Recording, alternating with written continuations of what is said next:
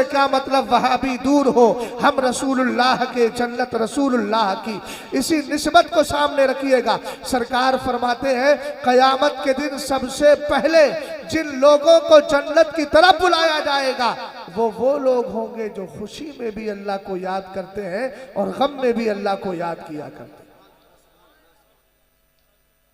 क्या मतलब? मतलब यह है कि अगर शादियां घर पर हो रही हैं तो रक्कासाएं नहीं आती, नाच गाने करने वाली नहीं आती, बच्चे बड़े बड़े डीजे लगाकर नाचते नहीं है। उनका मिजाज यह है कि अगर बेटे की शादी है तब भी मुस्तफा का जलसा सजा रहा है। यह है इस हदीस का मतलब। अगर घर के अंदर इंतकाल हो गया तो तीजे 40वें की फातिहा भी करा रहे हैं, और अगर घर के अंदर बेटे की शादी है तो सरकार का जलसा सजा रहे हैं। जो लोग चले गए वो उनका मुकद्दर था, लेकिन अब जो बैठे हैं एक पैगाम लेकर के जाइएगा। इस महफिल में आप उठ कर के जाने लगे हैं, आपको मालूम है कोई आपकी तलाश में था लेकिन आप उस जगह ना मिल सके। अल्लाह का शुक्र है आप बैठे हैं, आपको तलाश करने वाला कोई आया था, उसको आप मिल गए हैं। मिसाल देकर समझा रहा हूं। सूफी साहब किबला के घर में पहुंचा, जैसे ही दरवाजे पर पहुंचा मैंने सूफी साहब किबला को आवाज दी। पता चला सूफी साहब घर से बाहर है, बाजार गए हुए हैं साजो सामान लेने के लिए। कुछ दूर चले थे, कोई आदमी इनको मिला, कहा सूफी साहब आप अजीब आदमी है, मुफ्ती साहब आपके घर पर है, आप घर छोड़ करके इधर उधर चले गए हैं बिला तशबीह और तमसील। आप जिस मकाम पर बैठे हैं आप जरा तवज्जो फरमाइएगा, कोई आपको तलाश कर रहा था।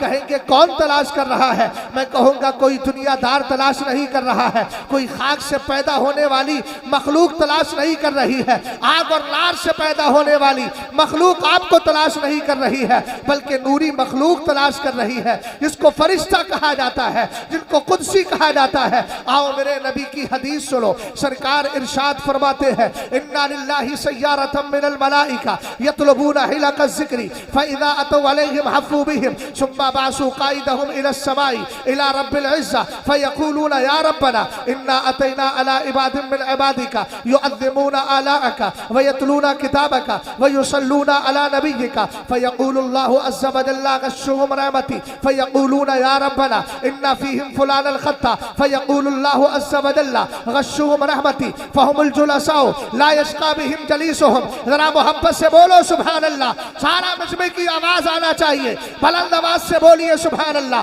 आपकी आवाज भी थोड़ी बुलंद हो जाए। अगर अल्लाह रब्बुल इज्जत ने वाक़अतन ताकत और कुव्वत आपको अता फरमाई है तो खामोशी का मुजाहरा ना करे, आप बोलिए जरा मोहब्बत से सुभान अल्लाह। हदीस पाक सुनिएगा। आपको तलाश कौन कर रहा था? आप मजमे से उठ करके चले गए, आपकी तलाश में कोई था। सुनो मेरे नबी इरशाद फरमाते हैं अल्लाह के फरिश्तों की एक जमात है। हे मेरे आका, इस जमात की जिम्मेदारी क्या है, इसकी रिस्पॉन्सिबिलिटी क्या है, इस पर अल्लाह ने क्या जिम्मेदारी रखी है? सरकार फरमाते हैं सैयारा, इस जमात का काम है सिर्फ घूमना, इसका काम है रनिंग करना। कभी भड़ोसा की सरजमीन पर है, कभी फर्रुखाबाद चली जाती है, कभी कन्नौज चली जाती है, कभी लखनऊ जा रही है, कभी शहर मोहब्बत मरकज़े अहले सुन्नत बरेली शरीफ चली जाती है, कभी आपके नेमत नगर में आती है। आप कहेंगे मौलाना कर क्या रही है? हर आदमी की जिम्मेदारी है। उस्ताद की जिम्मेदारी पढ़ाना है, इमाम की जिम्मेदारी नमाज पढ़ाना है, उस्ताद दर्स दे रहा है,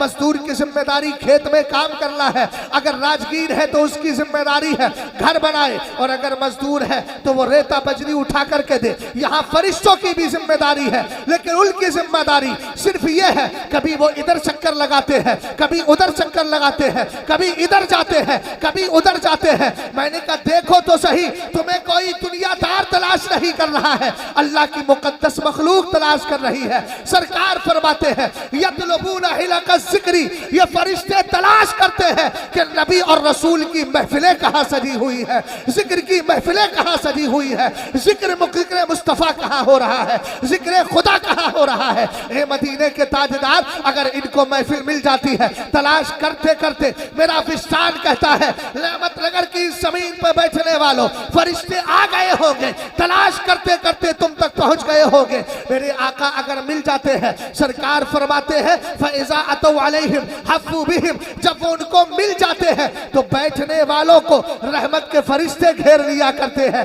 आप किसके झुरमुट से निकल कर जा रहे हैं, आप किसकी चादर से निकल कर जा रहे हैं, आप किसके बीर से निकल कर जा रहे हैं। मुझे शिकवा नहीं है, शिकवा सिर्फ इसलिए है कि मैं आपकी खैर खाही करना चाहता हूं। सरकार ने फरमाया था ना, अद्दीनो नसीहतुन लिल्लाहि वली रसूलिही वली किताबिही वली अइम्मतिल मुस्लिमीना वली अइम्मतिल मुस्लिमीना व आम्मतिहिम। सरकार ने फरमाया था ये दीन खैर खाही का नाम है, अल्लाह के लिए। अल्लाह के लिए खैर खाही का मतलब एक अल्लाह की इबादत की जाए, रसूलुल्लाह के लिए खैर खाही का मतलब सरकार को आखिरी नबी माना जाए, किताबुल्लाह यानी कुरान के लिए दीन खैर खाही है। मतलब यह है कि सुबह को उठो तो आपके मोबाइल की स्क्रीन पर नजर ना हो, आपके सामने आपका अखबार ना पड़ा हो, अल्लाह के मुकद्दस कुरान के वर्क को पलट रहे हो, कभी सूरह ताहा पढ़ रहे हो, कभी सूरह रहमान पढ़ रहे हो, कभी सूरह यासीन की तिलावत करते हो। सुन्नियों जरा तवज्जो देना, आगे मेरे नबी ने इरशाद फरमाया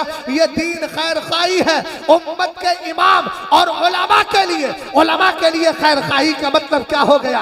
अगर थोड़ी देर असद भाई ने पढ़ दिया, उठकर चल दिए, आलिम दीन की गुफ्तगू ना सुनी, आपने हदीसे मुस्तफा ना सुनी, यह खैर खाही नहीं है।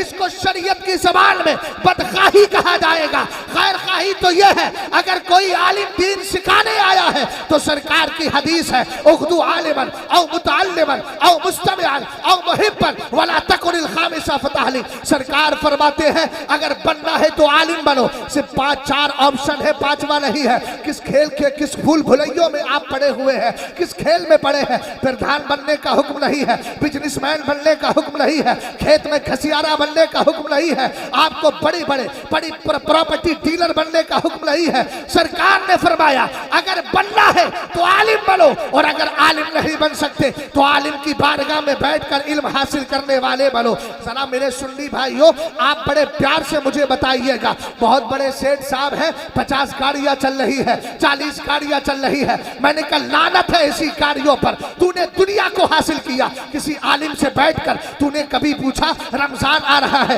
रोजे रखने का तरीका क्या है, नमाज पढ़ना है उसमें शर्तें कितनी है, नमाज पढ़ना है उसमें फर्ज कितने हैं। सरकार की हदीस का मतलब यही है अगर आलिम नहीं बन सकते तो कम से कम आलिम की बारगाह में बैठकर इल्म हासिल करने वाले बन जाओ, और अगर वो भी नहीं बन सकते हो तो आलिम जो कहने आया है कम से कम उसकी बात को ध्यान से सुन ही लो।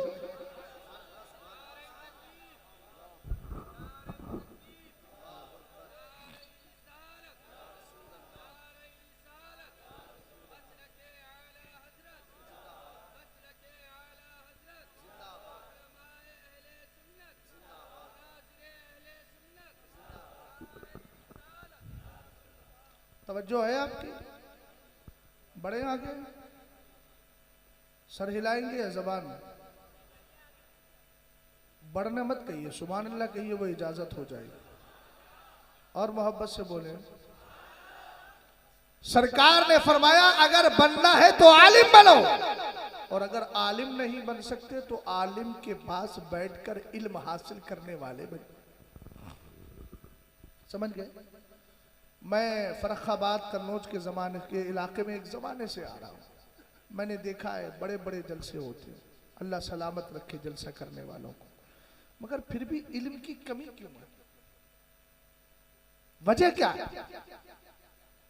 तवज्जो है आपकी? फिर भी इल्म की कमी क्यों है? कमी इसलिए है कि तुमने सिर्फ इतना सीखा है कि हमें साल में 4 जलसे कराना है, सिर्फ 4 जलसों में बैठकर ही हमें कुछ सुनना है, 4 जलसों के अलावा हमें कुछ नहीं सुनना है। ये सबसे बड़ी नादानी है। यहाँ के जितने उलमा हैं सबसे करीब होकर के रहिए और उनके करीब जाकर के दीन सीखिए। अभी मेरे सामने 3 मौजू हैं। एक तो इस्लाह माशरा है, दूसरा उर्स मुक़द्दस है, और तीसरा आपके दस्तारबंदी का सिलसिला है। गालिबन 6 बच्चे सूफी साहब फारिग हो रहे हैं। मुझे 6 पर एक बात याद आती है, ख्वाजा की 6 और बड़े पीर की 11, सुन्नी ना करेगा तो भला कौन करे। शेर समझ में आ गया ना? पहली वाली बातें समझ में नहीं आई थी, आई ना? ख्वाजा की छठी और बड़े पीर की 11, निस्बत कितनी प्यारी है। 6 बच्चे फारिग हो रहे हैं। अभी अर्ज करूंगा और सबको मिलाकर गुफ्तगू करूंगा। काली टोपी वाले परेशान तो नहीं है आप? ये जो मेरा भाई बैठा है बार बार उधर को देख रहा नहीं, अगर परेशान है तो उठ के जा सकता है। जब तबीयत में उकताहट आ जाए तो शरीयत कहती है कुरान बंद कर दो। तिलावत कुरान करते करते अगर तबीयत में उकताहट आ गई तो शरीयत का कानून और उसूल कुरान बंद कर दो, इसलिए कि कुरान बेदिली से नहीं पढ़ा जाता, अल्लाह का मुकद्दस कुरान है। तो अगर आप थक गए हैं और आपकी तबीयत नहीं कर रही है जलसा सुनने के लिए, तो मैं आपको मजबूर नहीं करूंगा, आप जा सकते हैं। और अगर वाकयातन सुनने ही के मिजाज में है तो उसी तरीके से आप मेरी बात को सुने। हदीस मुकम्मल कर देता हूं। सरवरे कायनात सल्लल्लाहु ताला अलैहि वसल्लम ने फरमाया, बनना है तो ऊंचा बोलो आलिम बनो, जल्दी बोलो क्या बनो। अगर आलिम नहीं बन सकते तो आलिम के पास बैठकर इल्म हासिल करने वाले बनो, और अगर वो भी नहीं बन सकते तो कहीं जलसे जुलूस मस्जिदों में मिलादे मुस्तफ़ा में तकरीर सुनने का, मगर आलिम की तकरीर सुनना, आलिम की शक्ल में जाहिल अगर कोई आ जाए तो उसकी तकरीरें मत सुनना, वरना तो फिर उससे बेहतर है घर पे ही बैठे रहो। तवज्जो फरमाइएगा, सरकार ने फरमाया और अगर ये भी नहीं कर सकते तो कम से कम आलिम की बात को ध्यान से सुनने वाले। हुजूर हम बड़े गाफिल हैं, निकम्मे हैं। आला हजरत इमाम अहले सुन्नत ने कहा ना, गंदे निकम्मे कमीन महंगे हैं कौड़ी के तीन। तवज्जो करना, हम जैसे निकम्मों को अगर कोई बाजार में खरीदने जाए ना और एक कौड़ी में 3 लेके आ जाए तो घर पे जब लाएगा तो लोग कहेंगे तू महंगे लेकर के आ रहा, हमारी हैसियत तो एक कौड़ी के लायक भी नहीं। आला हजरत इमाम अहले सुन्नत ने कहा, कौन हमें पालता, तुम पे करोड़ों दुरूद। तवज्जो है, आगे बढ़िएगा। सरकार इरशाद फरमाते हैं, अगर बन सकते हो तो आलिम बनो, अगर आलिम नहीं बन सकते तो आलिम की बारगाह में इल्म हासिल करने वाले बनो, अगर वो भी नहीं बन सकते तो आलिम जो कह रहा है उसको ध्यान से सुनो, इधर उधर देख करके बातें ना सुनो। उसके बाद फरमाया, अगर ये भी नहीं बन सकते तो कम से कम आलिम से मोहब्बत करने वाले ही बनो, ताकि कयामत के दिन उसकी मोहब्बत काम आए। यहाँ तक आपने सुन लिया, पलटिए हदीस पाक की तरफ। मेरे सरकार ने फरमाया, अल्लाह के फरिश्तों की एक जमात है जिसका काम है सिर्फ रनिंग करना, घूमना, इधर से उधर जाना। ए मेरे आका, ये क्या करती है? फरमाया, यतलबूना हिलाका जिक्री, ये तलाश करती है अल्लाह और उसके रसूल के जिक्र की महफिलें कहाँ सजी हुई है, कहाँ अल्लाह और उसके रसूल का जिक्र हो रहा है।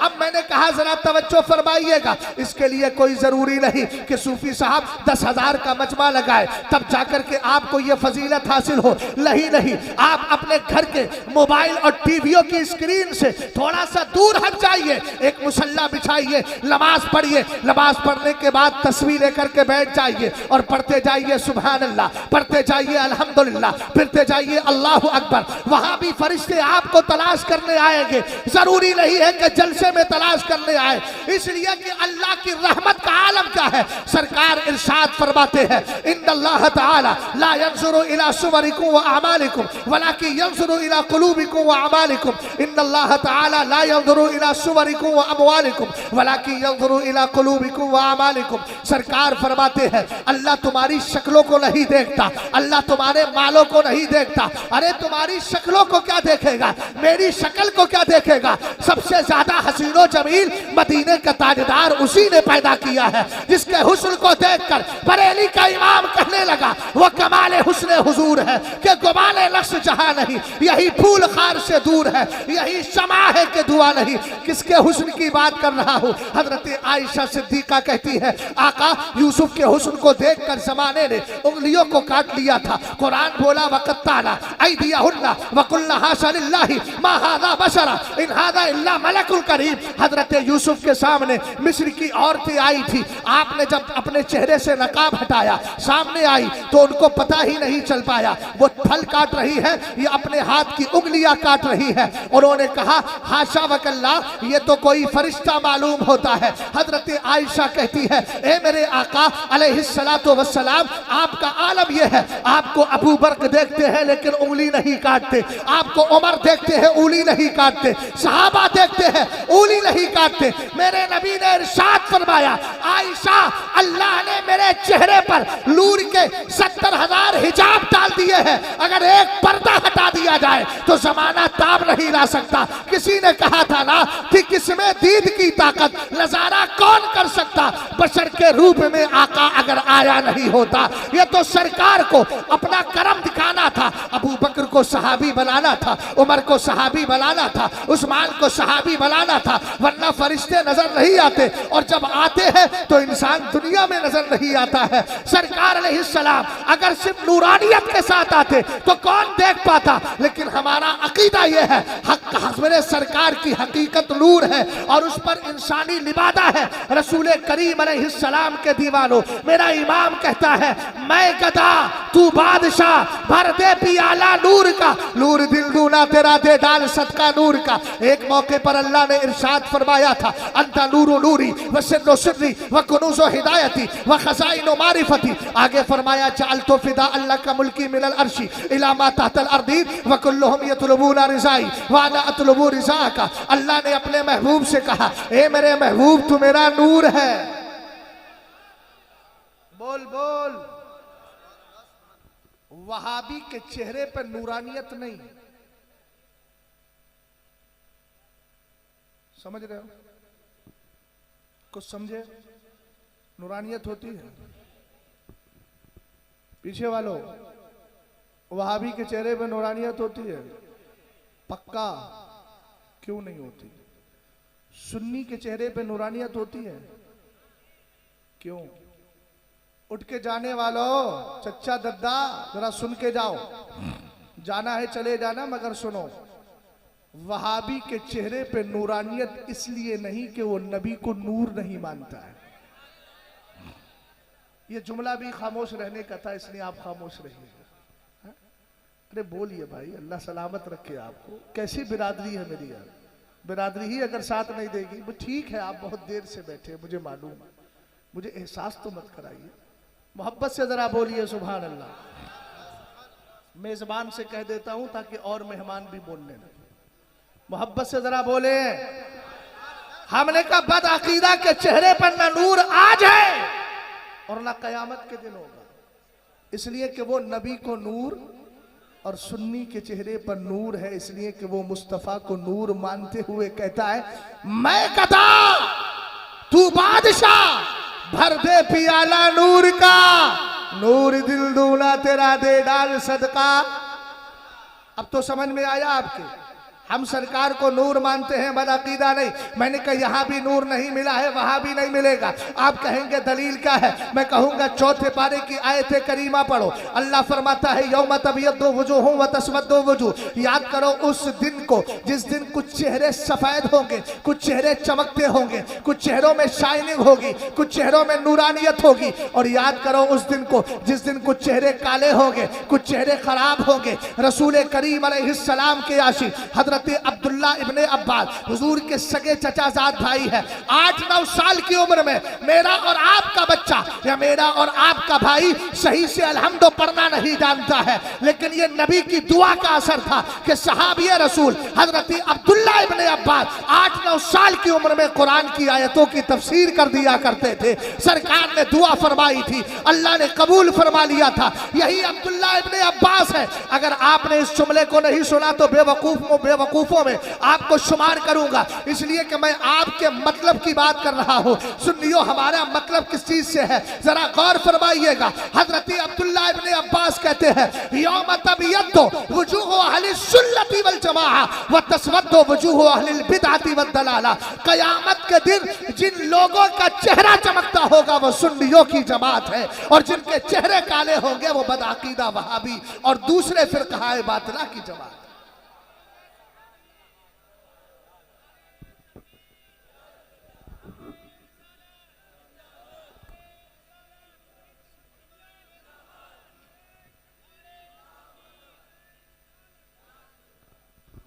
और एक बात याद रखिएगा, बरेली शरीफ से ताल्लुक़ रखता हूँ, अगर मैं अपनी पे आ जाता हूँ ना तो 2:30-3 बजे भी मजमे में आग लगा देता हूँ। ये मैं फखरिया नहीं बोल रहा हूँ। कौन सी आग लगाता हूँ?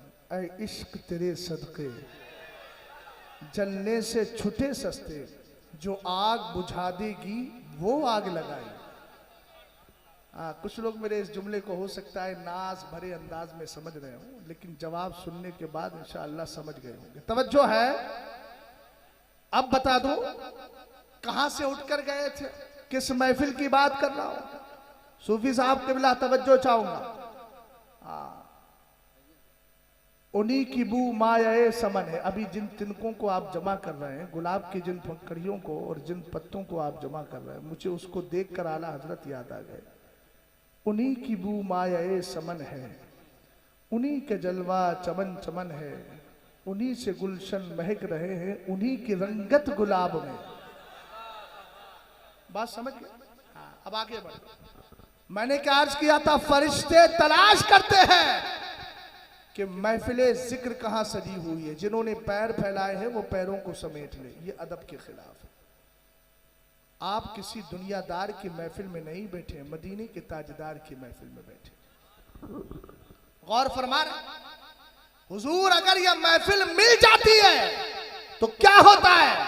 फरमाया जितने फरिश्ते होते हैं सब बैठने वालों को घेर लेते हैं। जल्दी बोलो, क्या करते हैं? जल्दी बोलो। घेर लेते। उसके बाद क्या होता है?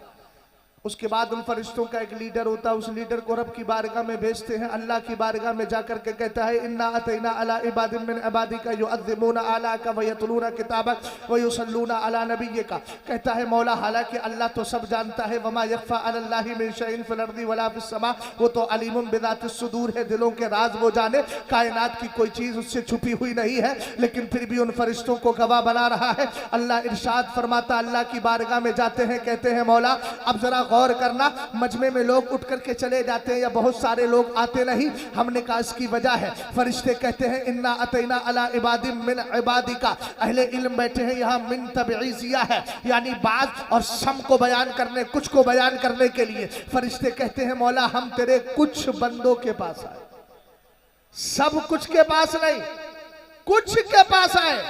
अल्लाह हम जब गए ना तो वो सब यतलू युअज़्ज़िमूना आला का, वो बैठकर तेरी नेमतों के चर्चे कर रहे थे, वो बैठकर तेरे मुकद्दस कुरान की तिलावत कर रहे थे, वो तेरे नबी पर दुरूद भेज रहे थे। बोलो सल्लल्लाहु अलैहि वसल्लम। सब लोग जरा मोहब्बत से बोले सल्लल्लाहु। माँ बहने भी बोले लेकिन आवाज ऊंची ना हो, जरा बोले सल्लल्लाहु।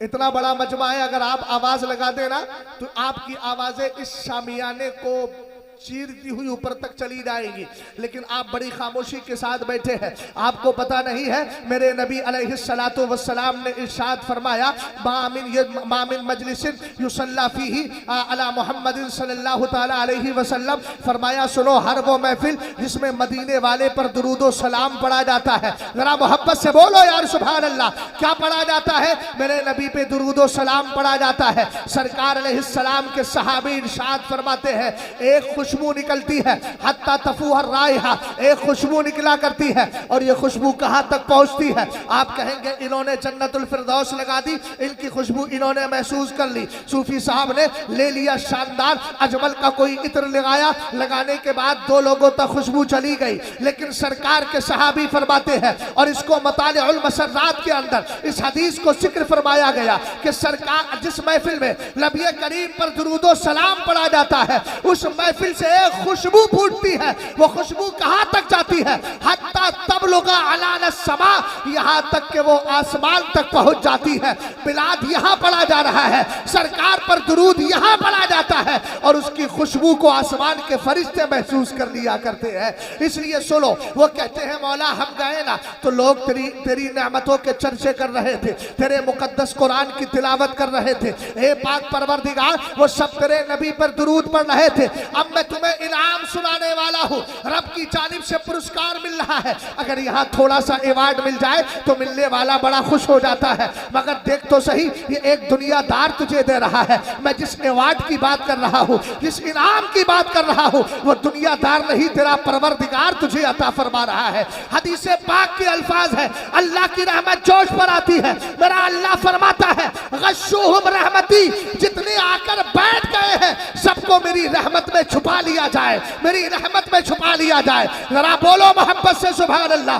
अल्लाह इनाम दे रहा है, जितने आकर बैठ गए हैं सबको मेरी रहमत की चादर में छुपा लिया जाए। फरिश्ते कहते हैं मौला छुपा तो लेते, मगर एक क्रिमिनल भी आ गया है, एक मुजरिम भी आ गया है, एक बहुत बड़ा खताकार भी आ गया है।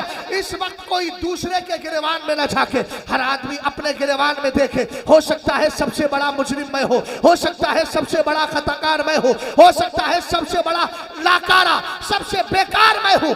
आप ये तसव्वुर लेकर बैठ जाइएगा, इसलिए कि नेकियों पर नाज करना ये सुन्नियों का काम नहीं है। सुन्नियों का नाज है तो सिर्फ मदीने वाले की जात पर है। इसीलिए तो एक सहाबी रसूल आए थे, हजरत अनस इब्न मालिक कहते हैं, एक शख्स आता है सरकार से कयामत के बारे में पूछता है। मैं कहता है आका मतस्सा, सरकार कयामत कब आएगी? जरा तवज्जो कीजिएगा, मेरे नबी अलैहिस्सलाम ने फरमाया हल मा आदत तालहा, तूने कयामत की तैयारी की क्या की है? कहने लगे सहाबी थे, कहते हैं ला शैया हुजूर, मैंने कोई भी तैयारी नहीं की है। यहाँ तो 5000 मदरसे को दे देता है, जन्नती होने का पूरा शौक रखता है, और वो भी 10 जगह ढडोरा पीटेगा कि मैंने 5000 मदरसे को दिए हैं। अगर सेठ साहब 4 बच्चों को खाना खिला देते हैं तो आगे आगे घूमते हैं कि कोई आलिम दीन आए उसके सामने मदरसे के नाज़िम आला कहे इन्होंने 5 बच्चों को खाना खिलाया है। अबे तू क्या कर रहा है? अपने अमाल को बर्बाद मत कर। अगर खिलाता है तो इस तरीके से खिला कि खिलाने वाला जाने और खाने वाला जाने। इसलिए कि हमारा मकसद क्या है? काम वो ले लीजिए तुमको जो राजी करे, ठीक हो नामे रजा तुम पे करोड़ों दुरूद।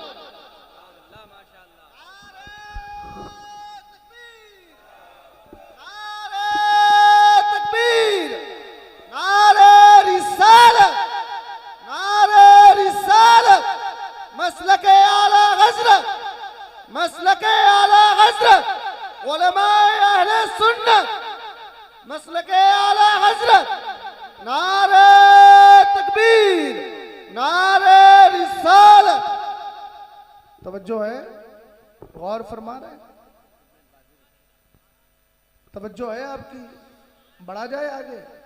सहाबी से सरकार ने पूछा माजा आदत लहा, कयामत की क्या तैयारी है कुछ तैयारी? बोलो है? मेरी बहन बेटियां बैठी हैं, क्या तैयारी है हमारी?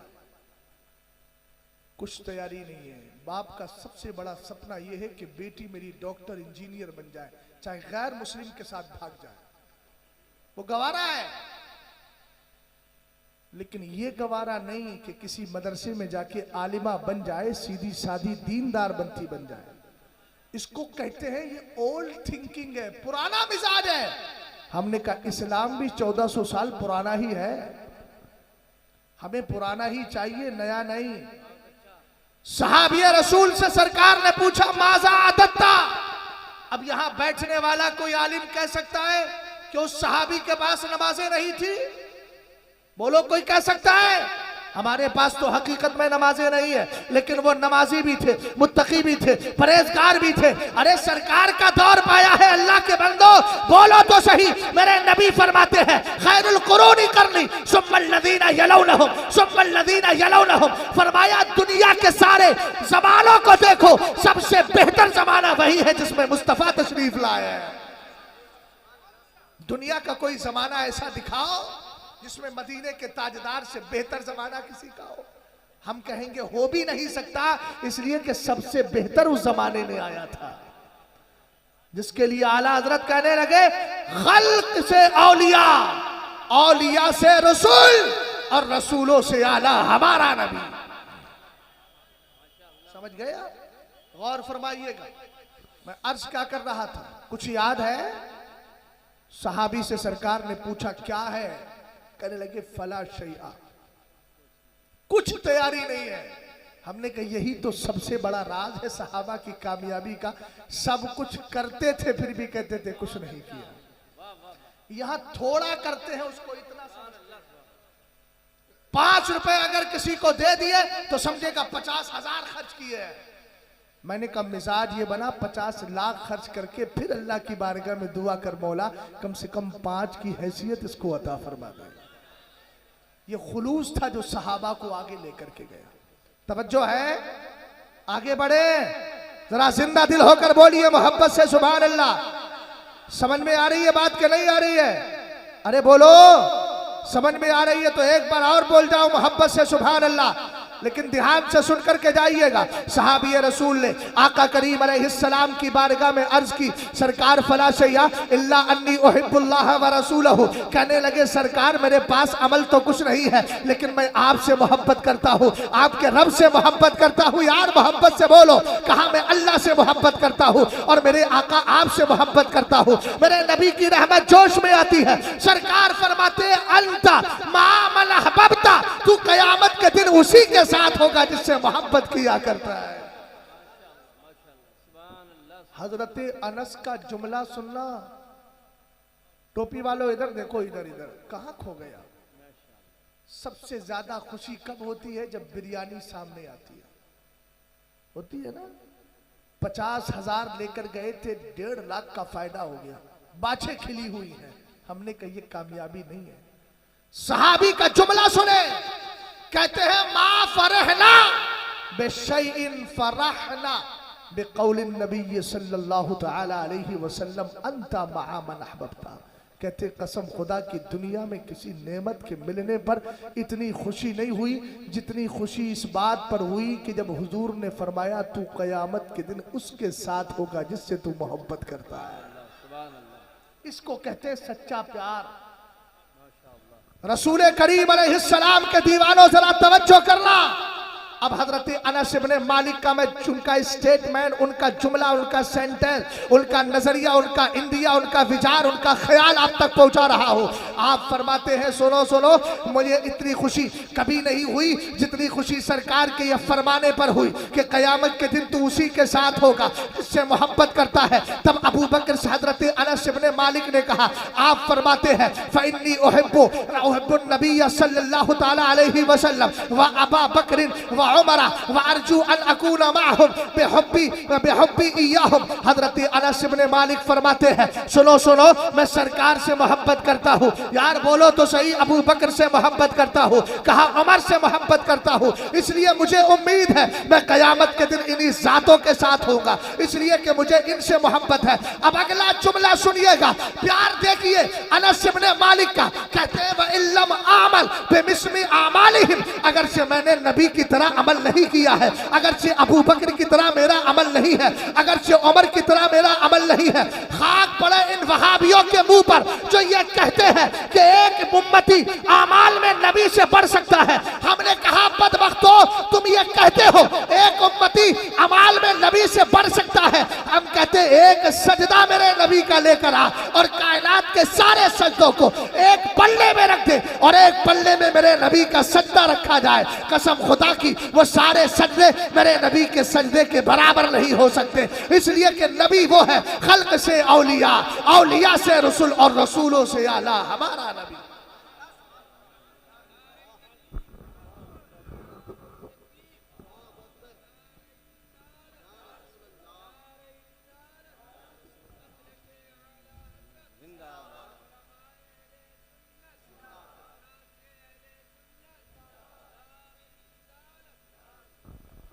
अब बात इश्क की आ गई, मैं चाहता हूं इश्क की तरफ ही आपको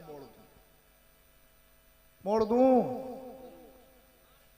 आला हजरत कहते हैं इश्क करो। हमने कहा क्यों? बोले इस तरह करो और ऐसा करो, फायदा भी बताया। पहले का करो, कितना करें? ये कहो जान है इश्क मुस्तफा, रोज वुजू करे खुदा, जिसको हो दर्द का मजा। बस एक मिसरे पर अपनी गुफ्तगू का इख्तिताम कर दूंगा, बस इसी मिसरे को अपना मौजूद सुखन बना रहा हूं। हालांकि मैं आया था किसी और पर बोलने के लिए, मगर चूंकि अब रुख इधर चल गया तो इसी को अर्ज कर देता हूं। क्या ख्याल है? और आखिर में जाके फिर आपको बताऊंगा हाफिजों की कदर भी उन्हीं की है जो इस इश्क के मेयार पे उतरते हैं। क्या कहा मैंने? जिसको हो दर्द का मजा। अब अगर न दर्द का मजा होता तो उठ के नहीं जाते। जिसको हो दर्द का मजा, बताए इश्क़ रसूल में इस तरीके से सहाबा अपनी जानें देते थे कि उनको दुनिया का गम गम नहीं लगता, तकलीफ तकलीफ नहीं लगती, गर्दनें कट जाती थी, मगर वो यही कहते थे हमें एहसास नहीं हो रहा। क्यों? जिसको हो दर्द का मजा।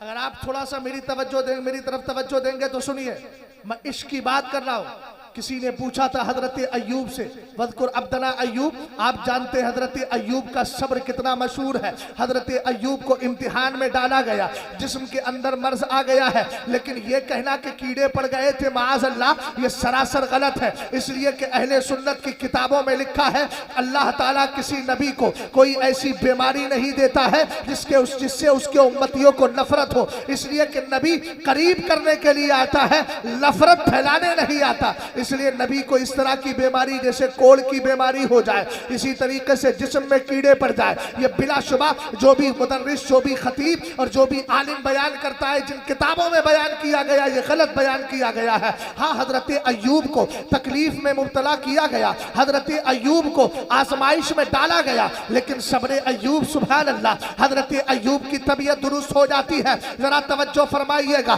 किसी ने पूछा, ए अय्यूब जरा एक बात तो बताओ, आप पर कुछ जमाना ऐसा गुजरा है कि आप मर्ज में थे और अब आपकी सेहत हो गई है, आप रूह व सेहत हो गए हैं। ये बताइए आपके सेहत के दिन अच्छे हैं या आपकी बीमारी और मर्ज के दिन अच्छे थे? जरा इस जुमले को ध्यान से सुन ला। आज जरा तकलीफ हो जाती है, अल्लाह की बारगाह में गुस्ताखियां होती है। अगर खेत में पानी ज्यादा आ जाए और अगर किसी का खेत डूब जाए तो माज़ अल्लाह खुदा की शान में तौहीन होती है। अगर किसी का शौहर मर जाए तो खुदा की शान में तौहीन भरे जुमले बोले जाते हैं। अगर किसी का जवान बेटा मर जाए तो यही औरतें चीख चीख के कहती है कि अल्लाह को मेरे ही घर में मौत देने को रही थी। माज़ अल्लाह, ये कुफरी जुमले हैं। याद रखिएगा, मेरा रब जो करता है अच्छा करता है। हमारी जाने कहा है, हम दुनिया में आए जब अल्लाह की मर्जी से है तो दुनिया से जाएंगे भी अल्लाह की मर्जी से।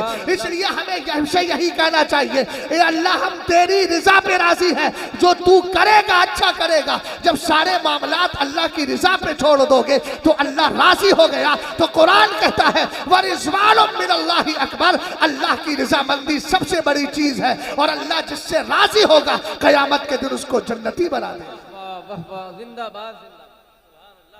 अरे मियाँ खुदा है हमारा, वो मालिक है हमारा। मदरसे का नाज़िम आला नहीं है, स्कूल का मैनेजर नहीं है, वो हमारा खालिक है। वो जो करता है अच्छा करता है। बोलो। हजरत अय्यूब से पूछा गया, बीमारी के आलम में आपका वक्त अच्छा कटता था या सेहत के आलम में? जुमला सुनना जरा, इसको जगा दे भाई को, ये सो रहा है। उठ जा बेटा, थोड़ा सुन ले। हजरत अय्यूब ने जवाब दिया, सुनो जवाब, जाय मत करना, जवाब सुनो, जवाब ध्यान से। हजरत अय्यूब ने कहा सेहत अल्लाह की नेमत है, लेकिन जो लज्जत मुझे मर्ज में मिलती थी। कहा क्यों? सुन बेटा सुन, ध्यान से, मोबाइल जेब में रख। मदरसे के तालिबे इल्म, अभी से अगर ये हरकतें रही तो आगे क्या करो? ध्यान से जरा सुनो। हजरत अय्यूब ने कहा सेहत अल्लाह की नेमत है, नो डाउट, बिलाशुबा, लेकिन मुझे मर्ज में जो लज्जत मिलती थी वो अब नहीं मिलती। कहा क्यों? कहा जब मैं अपने दर्द से कराहता था तो मेरे रब का फरमान सुबह शाम आता था और अल्लाह कहता था मेरे बंदे अय्यूब तेरा क्या हाल है। कहा कि अल्लाह के उस मुकद्दस आवाज की बरकतों के सदके में मैं अपने सारे तकलीफों को भूल जाया करता था। इश्क लालची नहीं होता, इश्क लालची नहीं होता, याद रखिएगा। इश्क लालची नहीं होता। वहाबियों से नहीं मिलेंगे, देवबंदियों से नहीं मिलेंगे, चकड़ालवियों से नहीं मिलेंगे। अगर आप मिलने की कोशिश कर रहे हैं तो एक बात याद रखिएगा, तवज्जो फरमाइएगा, एक बात याद रखिएगा। फिर वहां लालच आ जाता है, लालच, इसलिए कि हमें दोनों तरफ की थपली बजाना है। क्या हुआ सूफी साहब? बैठ जाओ बेटा, मिल जाएंगे अब्बा, मिल जाएंगे। देख लीजिएगा किसी का ये बच्चा है जो पास में बैठा है, जिसका भी बच्चा हो वो यहाँ से उसको ले जाए। बेटा रो मत, अब्बा तुम्हारे यहीं है, रो मत। हाँ, इसको सूफी साहब थोड़ा पीछे कर लीजिए प्यार से। हाँ, इसको तुम्हारे अब्बा के घर छोड़ के आएंगे बेटा, आराम से बैठ जाओ। रो मत बेटा, मोहब्बत से जरा बोलिए सुभान अल्लाह, और मोहब्बत से बोले। देखो इश्क किया है ना नबी से आपने, ऊंचा बोलो, नबी से इश्क किया है ना। इश्क में लालच नहीं होता। अगर सरकार अलैहिस्सलाम का दुश्मन है तो नफरत कीजिए, इसलिए कि इश्क ये नहीं चाहता है कि भाई आप दोनों तरफ की धपली बजाए। अगर नबी से इश्क किया है ना तो नमाजों की पाबंदी कीजिए, अगर नबी से इश्क किया है ना तो शराब को छोड़ दीजिए, अगर नबी से इश्क किया है ना तो हराम माल से बचिए, अगर नबी से इश्क किया है ना तो अपनी आंखों को बचा के रखिए, अगर नबी से इश्क किया है ना तो गंदे ख्यालात से दूर रखिए, इसलिए कि इश्क लालची नहीं होता। कौम बनी इसराइल में एक बंदा था, 70 साल से इबादत कर रहा है। उस जमाने के नबी को अल्लाह ने इम्तिहान के लिए भेज दिया। नबी आए, सलाम किया, सलाम करके कहा अल्लाह रब्बुल इज्जत ने मुझे भेजा है और रब ने फरमाया है तू 70 साल से इबादत कर रहा है। कहने लगा हाँ हाँ। कहा अल्लाह ने 70 साल में तेरी एक भी इबादत कबूल नहीं की है। सूफी साहब अब बिल्कुल तसव्वुफ भरे अंदाज में जुमला दे रहा हूँ। उसने जैसे ही ये जुमला सुना फौरन मस्त हो जाता है, झूमने लगता है। नबी हैरत में पड़ गए, अरे मैंने तुझे गम की खबर सुनाई है, 70 साल में तेरी 70 नमाजें कबूल नहीं, 70 इबादतें कबूल नहीं, तू मस्त कैसे हो गया, खुश कैसे हो गया। उस वक्त उस बंदे खुदा ने कहा था इबादत करना मेरा काम है और कबूल करना मेरे रब का काम है। कहा खुश क्यों हो रहा है, कहा मैं खुश इसलिए हो रहा हूं कम से कम 70 साल के बाद मेरे यार को मेरी याद तो आ गई। 70 साल के बाद मेरे रब ने मुझे याद तो कर लिया। जब इतना जुमला कहा ना तो नबी फिर खुदा की बारगाह में गए। अल्लाह ने फरमाया फिर जाओ और उससे कहना अल्लाह ने तेरी सारी इबादतों को कबूल कर लिया। खुलूस पैदा कीजिए। और मेरी माँ और बहनों, अपने बच्चों को अगर तुम एक लुकमा भी प्यार से खिलाती हो ना और उनको जरा सी भी तरबियत देती हो, अल्लाह तुम्हारे लिए भी ढेरों सवाब देता है। इश्क समझिएगा, इश्क इश्क अगर होता है तो ये आंखें बहकती नहीं है, जमी रहती है इश्क यार में।